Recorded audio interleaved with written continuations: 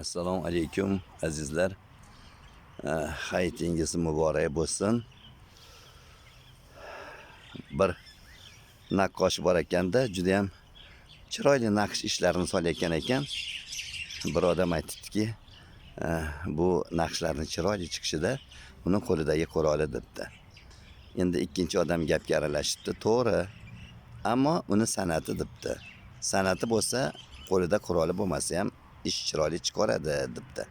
Endi gapga uchinchi odam aralashdi. To'g'ri, siz ham gapingiz to'g'ri, siz ham gapingiz.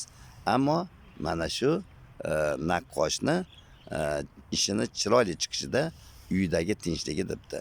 Agar uyda tinchlik bo'lmasa, xoh qo'lida quroli bo'lsin, xoh san'ati bo'lsin, chiroyli chiqmaydi ishi degan ekan. Shuning uchun azizlar, mana yurtimiz tinch, vatanimiz osmoni musaffo. Biz buni qadriga yetishimiz kerak. Doimo shukr qilib yashashimiz kerak. Ayrim insonlar bor, hayotdan nolishadi. Nimaga nolishadi? Bunday hayotni biz ota-bobolarimiz tushida ham ko'rmagan. Qarang, qanday go'zal hayot, hamma yo'q to'kin sochin, hamma yo'q obod bo'lyapti yurtimiz. Yurtimizga ko'z tegmasin. Faqat ozgina mehnat qilish kerak xolos. Oramizda dangasalarga o'rin yo'q azizlar. Sog' bo'linglar, salomat bo'linglar.